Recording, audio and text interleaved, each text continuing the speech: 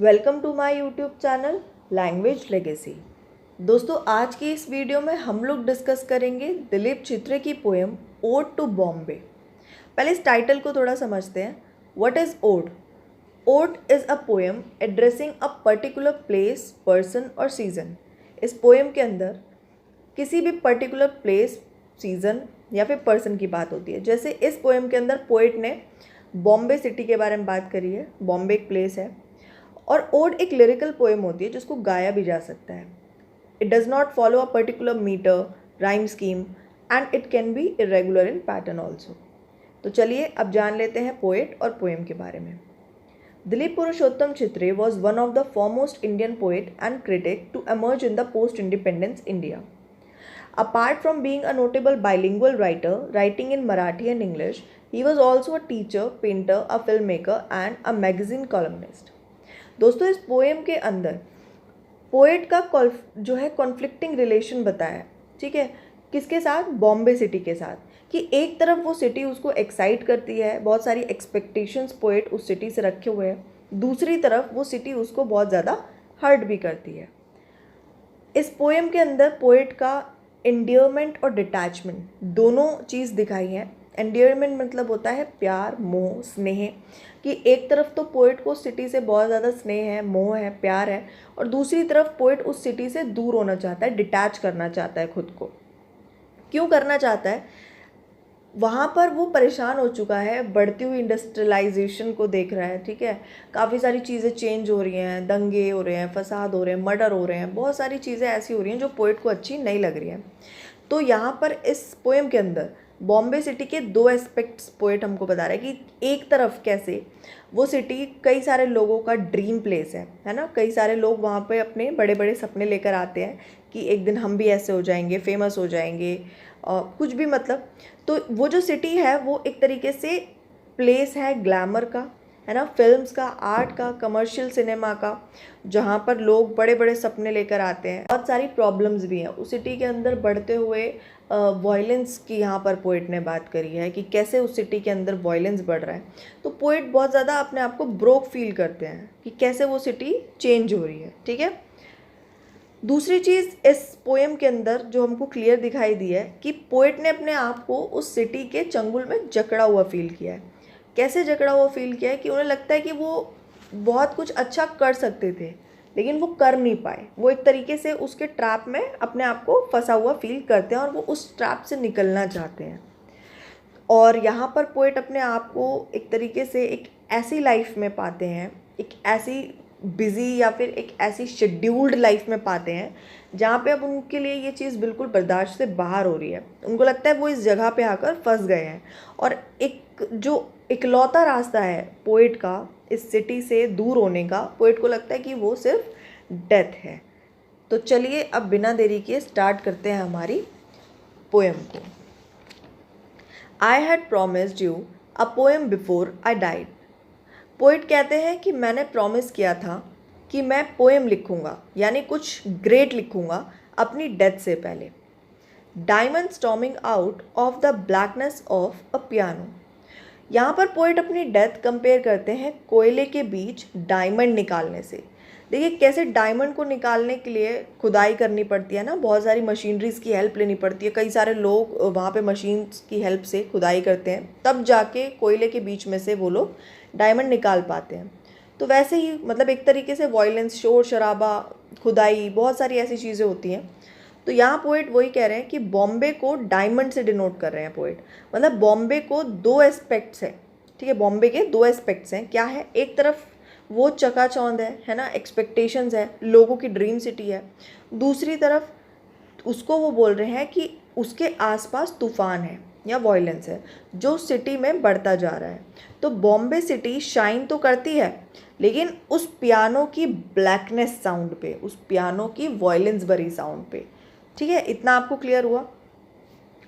Piece by piece I fall at my own dead feet. Poet कहते हैं कि मानो वो कई सारे पीसेस से मिलकर बने हों जो एक एक करके गिर रहे हैं उनके डेड फीट्स में। यानी कई सारे ड्रीम्स, होप्स, एक्सपेक्टेशंस जिनसे पोइट बने हुए थे, उनकी वो एक एक चीज़ टूट टूट कर बिखर कर गिर रही है उनके डेड फीट्स में, यानी उनकी वो सारी होप्स या ड्रीम्स सब एक तरीके से ख़त्म होते जा रहे हैं।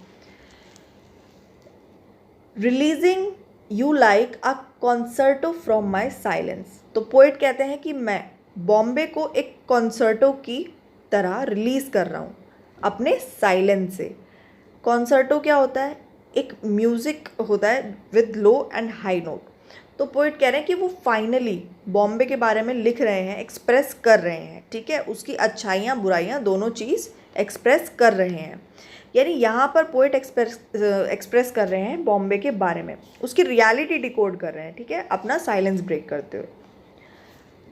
आई unfasten your bridges from my insistent bones, free your railway lines from my desperate veins. तो मैं तुम्हारे ब्रिजेस को और रेलवे लाइंस को अपनी ज़िद्दी बोन्स और वीन्स से आज़ाद करना चाहता हूँ। अब देखिए यहाँ पर बोन्स, वीन्स, इसके अंदर ब्रिजेस का जाना या फिर रेलवे लाइंस का जाना ऑब्वियसली पॉसिबल नहीं है। ये चीज़ दिखाता है कि कैसे पोएट के अंदर तक बॉम्बे सिटी का इन्फ्लुएंस हुआ है, ठीक है। Dismantle your crowded tenements and meditating machines. तुम्हारे भीड़ भरे घरों को छोड़ना चाहता हूँ और बढ़ती मशीनों को नष्ट करना चाहता हूँ। यानी इंडस्ट्रियलाइजेशन होता जा रहा है, बहुत ज़्यादा पोल्यूशन होता जा रहा है, बहुत ज़्यादा वायलेंस होता जा रहा है। तो पोइट कहते हैं मैं उन चीज़ों को ख़त्म करना चाहता हूँ और यहाँ के क्राउडेड एरिया से, क्राउडेड घरों से निकलकर कहीं दूर जाना चाहता हूँ। Remove your temples and brothels pinned in my skull. अब देखिए यहाँ पर जो टेम्पल और ब्रोथल है, यहाँ पे कॉन्ट्रास्टिंग इमेज पोइट हमको बता रहे हैं कि वो बोलते हैं कि एक तरफ जो तुम्हारा दिखता है ना कि यहाँ पे उसी स्ट्रीट पे तो टेम्पल्स हैं और उसी स्ट्रीट पे ब्रोथल्स हैं।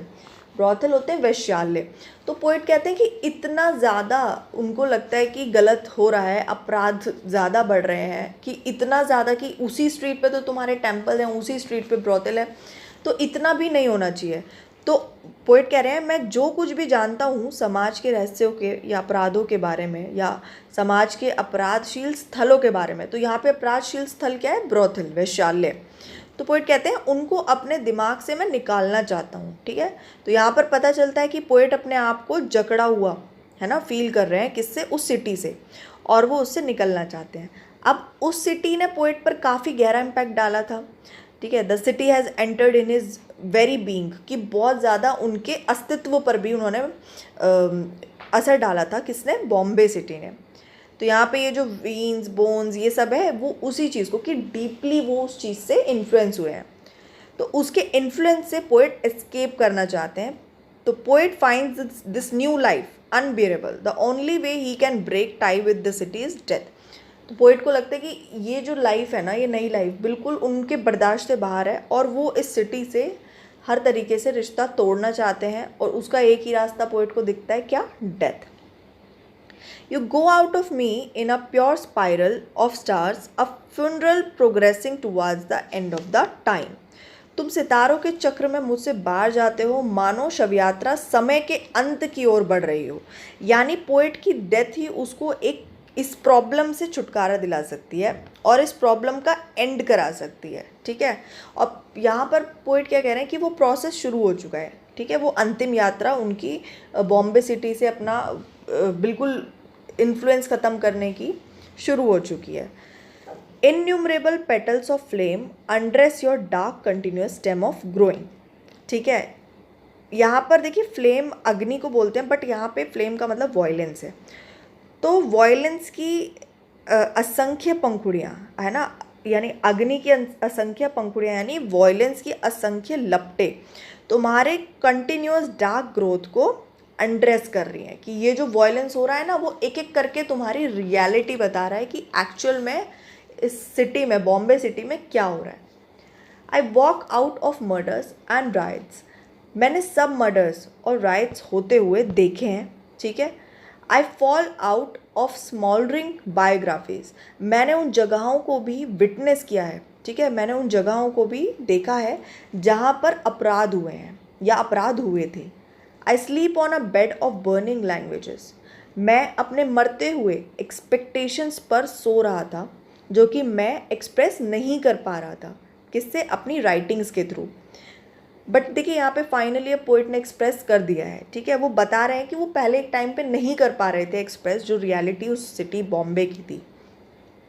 Sending you up in your essential fire and smoke, pieces by piece at my own feet I fall, diamond storm out of black piano.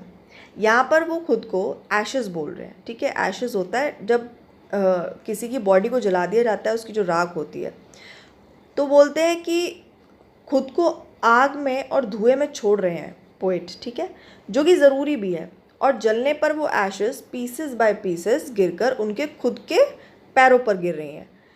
जिस तरह से डायमंड बाहर निकाला जाता है काले कोयले की खान से, ठीक है, उसके लिए वॉयलेंस मैंने आपको पहले बताया था, काफ़ी ज़्यादा तोड़ फोड़ खुदाई मशीनरीज की ज़रूरत पड़ती है। उसी तरह पोइट को भी वॉयलेंस से छुटकारा पाने के लिए मरना ज़रूरी लग रहा है। Once I promised you an epic, poet कहते हैं कि मैंने तुमसे एक महाकाव्य लिखने का वादा किया था जो कि लिखना मैं डिज़र्व भी करता था। शायद यहाँ पर पोइट ये भी कहना चाहते हैं कि उनको वो चांस नहीं मिला, वो और बेटर कर सकते थे। मे बी यहाँ पर इस लाइन का मतलब ये भी हो सकता है। And now you have robbed me, पर अब तुमने मुझे लूट लिया है, यानी मेरी एक्सपेक्टेशंस का कोई स्कोप अब नहीं बचा है। You reduced me to rubble, rubble होता है मलबा। तो पोइट कह रहे हैं कि उस सिटी से कि तुमने मुझे मलबा बना के छोड़ दिया है, यानी मेरी क्वालिटीज़ गुडनेस कुछ भी नहीं छोड़ी है मेरे अंदर। दिस कॉन्सर्टो एंड्स, और इसी के साथ ये कॉन्सर्टो ख़त्म होता है, यानी इस सिटी बॉम्बे ने पोइट को एक निष्क्रिय इकाई बना के छोड़ दिया है। अब ऐसा लगता नहीं है कि पोइट कुछ भी आगे बेटर उस सिटी के अंदर रहते हुए कर पाएंगे। निष्क्रिय होता है, बिल्कुल कोई मूवमेंट ही नहीं है, कुछ हो ही नहीं रहा है, एक तरीके से डेड पड़ा हुआ है, ना मरते हुए भी मरा हुआ है। तो आई होप आपको इस पोएम की समरी समझ आई होगी, एंड अगर आई हो तो do like share comment and subscribe to my YouTube channel language legacy.